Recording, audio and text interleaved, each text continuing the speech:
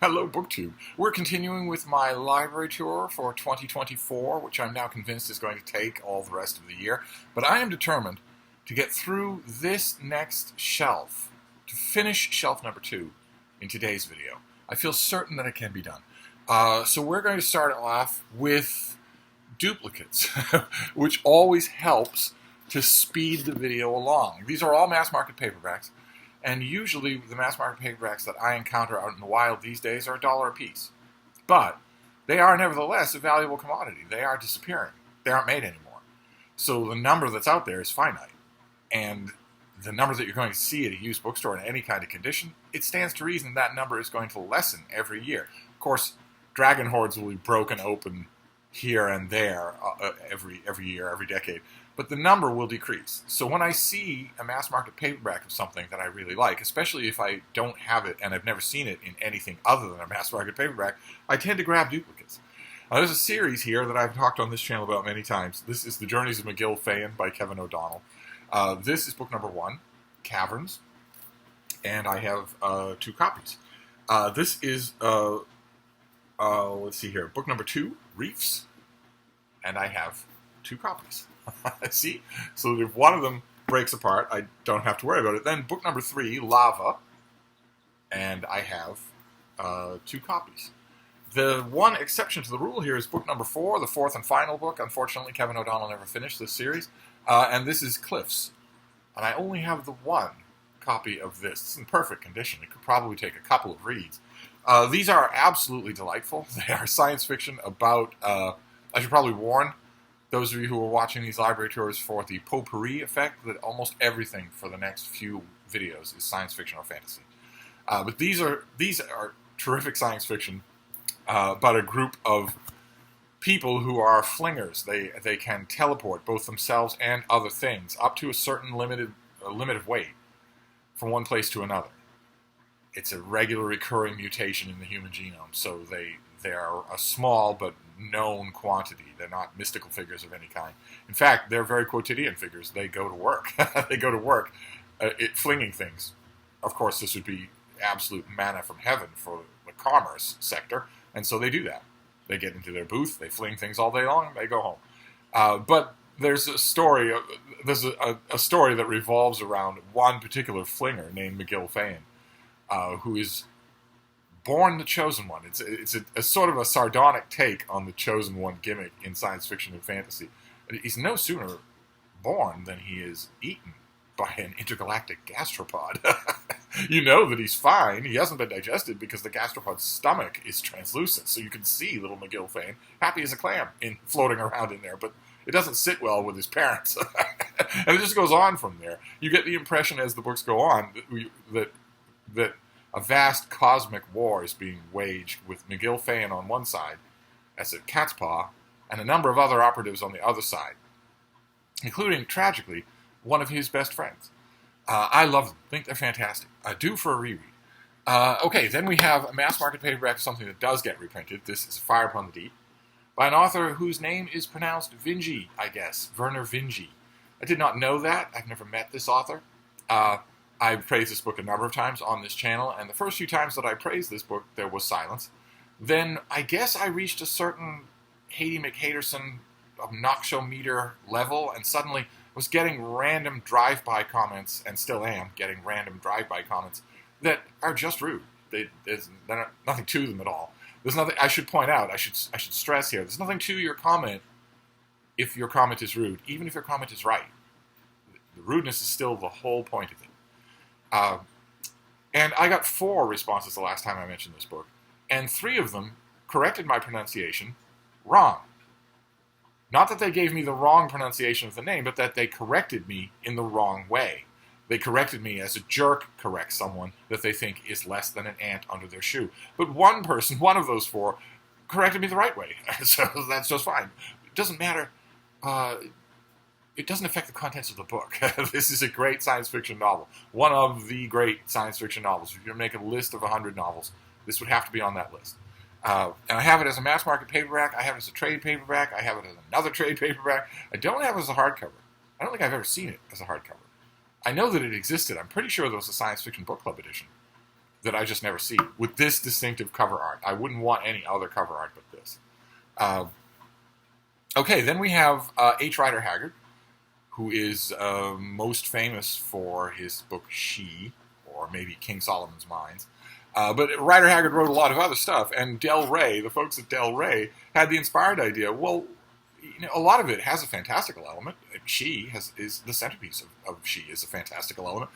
What if we were to package these things as fantasy novels, give them new fantasy cover artwork, and put them out that way? They did. I wish I had them all. I think there are 4 that I don't have. This is Wisdom's Daughter. See what I mean? They look like ordinary fantasy novels at a time when fantasy mass market paperbacks flew off the metal spinner racks at your drugstore. And this is People of the Mist. A very intriguing novel that I'm pretty sure is politically incorrect today. I only have these 2. I look, once in a while I look for, out in the wild, I look for other H. Rider Haggard in this set. Okay, then we have an author I really like. This author is going to crop up again. This is James Tiptree, and this is a later novel. This is Brightness Falls from the Air. It's a heartbreaking story, brutal. There's brutality at its heart, about an exploited species. It's just wonderful. A degree of, I don't want to say adult seriousness, but there's a degree of mature sadness to this thing that didn't exist in James Tiptree's earlier novel or in most of the short stories. I think there's a tonal change that I really like. Okay, then we have Imaro by Charles Saunders from the old Daw mass market paperbacks. Conan-esque character who's black instead of all the others who are Nordic or at least white. And I have Imaro, and I also have The Quest for Kush. And again, I look for these because Daw published all of these. I think there are 5 of them. And I've only ever seen these 2 anytime recently. Or maybe I have a third that's buried somewhere here. We'll get to it if I do. But these 2 are the only ones that are together. Then I have another Daw Yellow Spine mass market paperback. I tend to grab these things when I see them. They tend to be a pretty good time. They're not great by any means. But this is The Banners of Sayen. And I grabbed this just comparatively recently. I haven't read it. So it's an example of a book on here that I haven't read. If you're going to find more of those in the mass markets than you are in anything else. Then we have an ace double. So it's Don Walheim all the way down the line here. We have an ace double. These were mass market paperbacks where you read one story and then you flip the book over and you get another story. You get 2 stories. And it's a neat kind of gimmick. It would have been exact same paper expense and ink expense to just put 2 stories in one book without the flipping motion. But the flipping motion is kind of neat. So we have Clifford C. So Bright the Vision.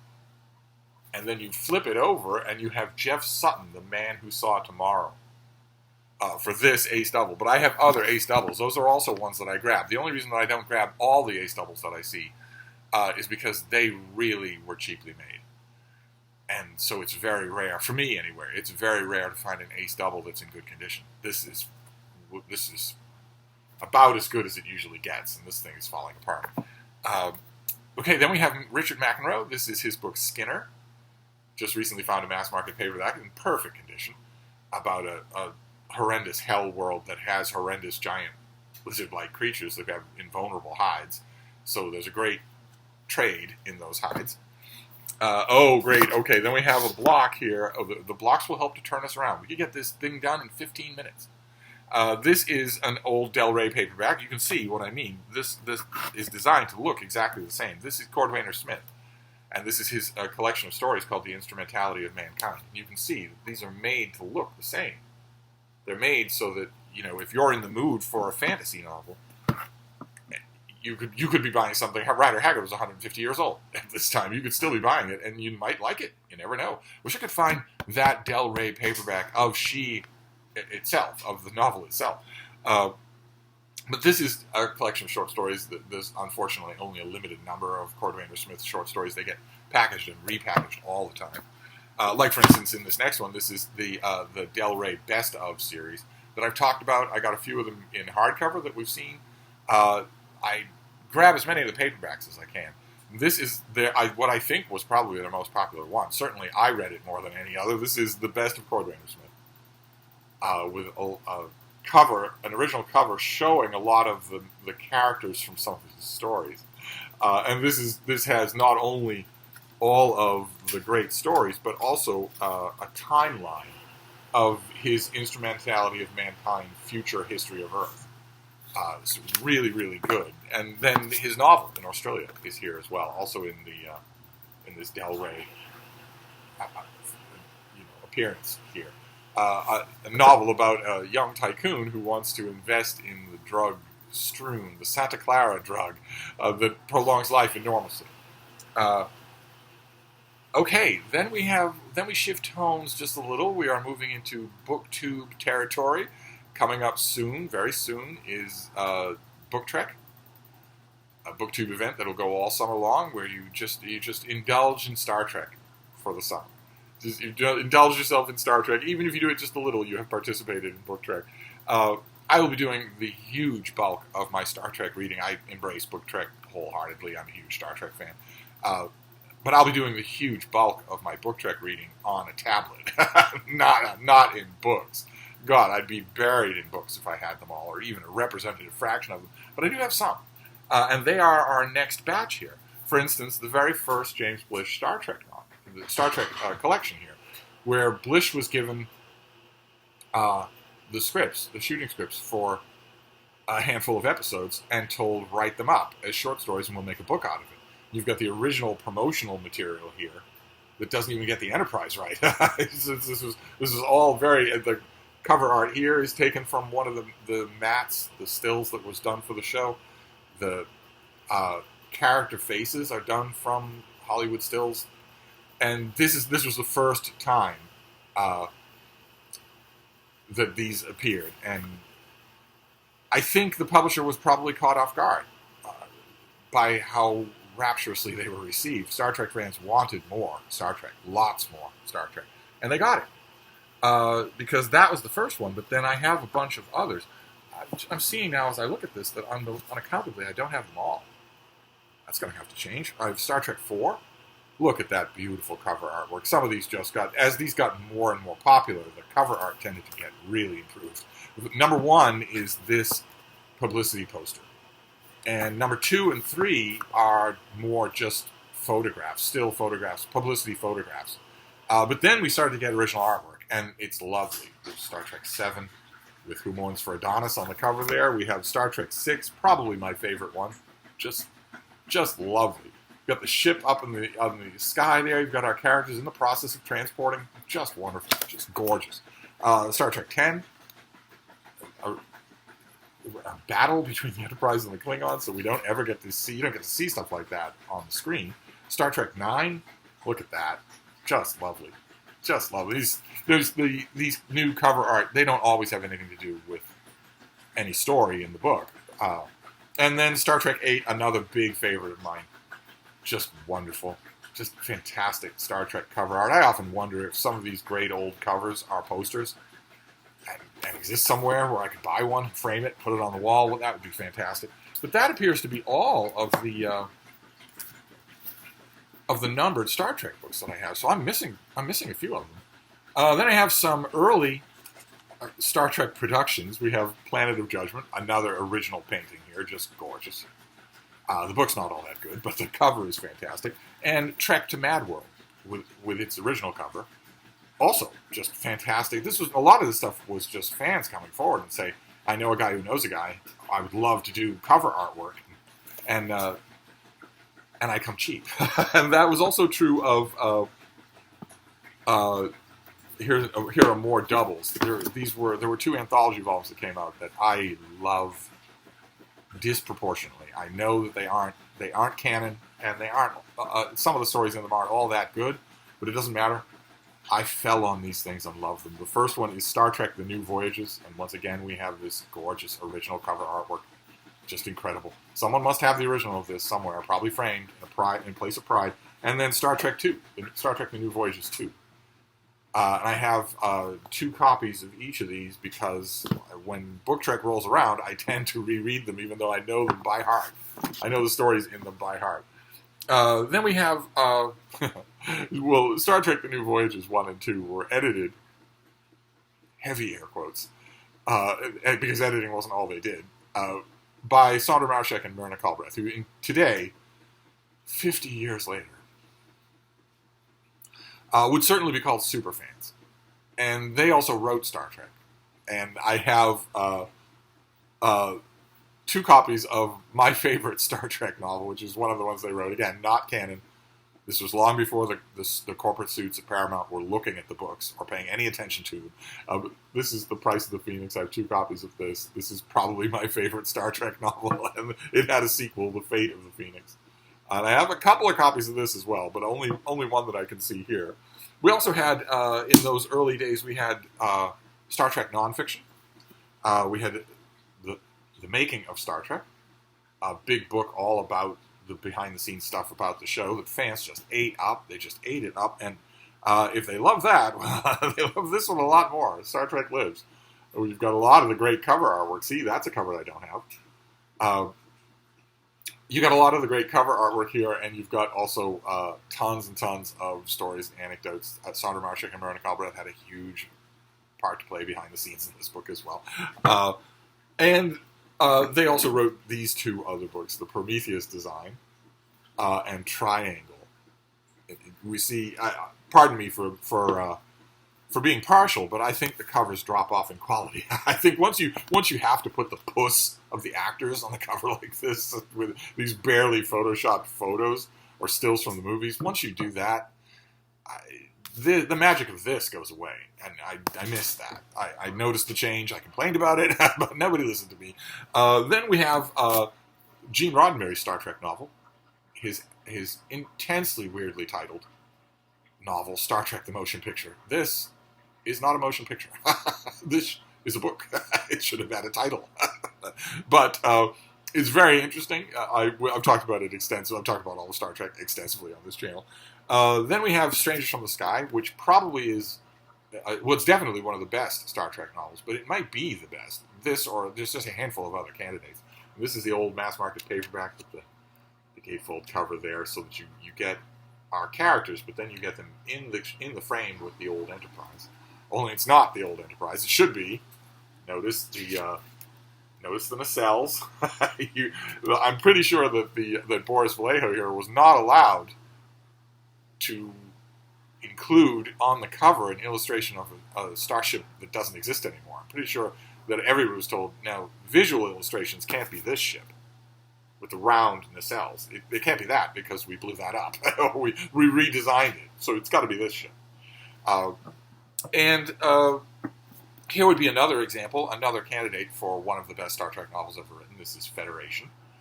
The cover is a tiny bit misleading. I know that it's old hat now for members of the different crews and different time periods to meet each other on screen, but also sometimes quite often in books.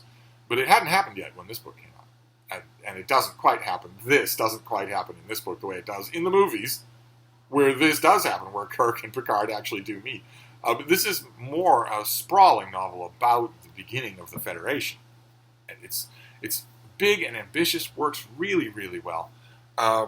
Then we have my favorite Star Trek writer is Diane Carey.